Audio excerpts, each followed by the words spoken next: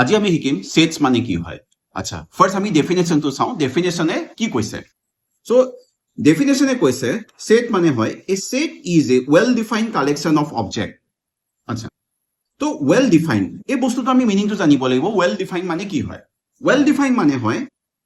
same for everyone same for everyone আচ্ছা মানে সবৰ কাৰণে হেতু বস্তু কি হ'ব সেম হ'ব তাৰ মানে কি তাৰ মানে মই দুটা এক্সাম্পল দিছো ঠিক আছে তো প্ৰথম মই এটা এক্সাম্পল দিও এক্সাম্পলটো হ'ল set of whole numbers next eta example diu set of base actors okay ইয়াত আমি চাও ইয়াত কোনটো বস্তু well defined হৈ আছে আৰু কোনটো বস্তু well defined নাই হোৱা এটা যদি মই কওঁ set of whole numbers এটা whole numbers বুলি ক'লে আমি কোনখিনি কম whole numbers start কৰ পৰা হয় 0 পৰা হয় 0 1 2 3 and it goes on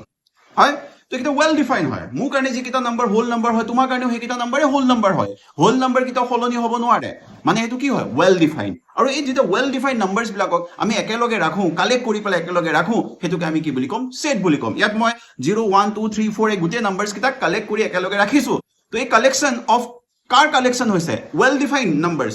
কোন কিটা হোল নাম্বাৰছৰ কালেকশন হৈছে যেটো well defined হয় আৰু একেলগে যেটা মই ৰাখিছো হেতুকে আমি কি বুলি কম set বুলি কম সো এটো হৈ গল set of whole numbers কিন্তু যদি মই কও set of actors base actors the base actor বুলি কলে মোৰ কাৰণে হ'ব পাৰে base actor শাহৰুখ খান সলমান খান অমিতাভ বচ্চন তোমাৰ কাৰণে base actor হ'ব পাৰে বৰুণ ধৱন বা আৰু কোন এক্টৰ আছিল শাহিদ কাপুৰ তেনেকে বেলেগ বেলেগ এক্টৰছৰ এটা কালেকশন তুমি কৰিছা তো মোৰ কালেকশন কিটা তোমাৰ কালেকশনৰ লগত নিমিলিব পাৰে হয় না নহয় কিয় নিমিলিব কিয়কি মই ভাল পোৱা এক্টৰ কিটা তুমি ভাল নাপাব পাৰা তুমি বেয়াও পাব পাৰা বা তুমি ভাল পোৱা এক্টৰ কিটা মই ভাল নাপাব পাৰো মোৰ কাৰণে বেষ্ট এক্টৰ বেলেগ তোমাৰ কাৰণে বেষ্ট এক্টৰ বেলেগ তো যেতিয়া বস্তুটো বেলেগ বেলেগ হৈ যায় হা পাৰসন টু পাৰসন ভেৰি কৰে মানে হেতু ওয়েল ডিফাইন্ড নহয় আৰু যেতিয়া ওয়েল ডিফাইন্ড নহব আৰু হেতুকে যদি সেই বস্তুখিনি যদি আমি একেলগে কালেক্টও কৰো একেলগে যদি ৰাখো হেতুক আমি সেটস বুলি ক'ব নোৱাৰো তো সেটস কিটা কম হা যেতিয়া আমি কিছুমান ওয়েল ডিফাইন্ড অবজেক্টৰ একেলগে ৰাখো কালেক্ট কৰি পেলাই একেলগে ৰাখো সেই কালেকশনটোকে আমি কি বুলি কওঁ সেট বুলি কওঁ যেনেকে আৰু এটা এক্সাম্পল দিছো সেট অফ ভাৱেলছ এটা মই ভাৱেলছ বুলি ক'লে কোনখিনি কম এ ই আই ও ইউ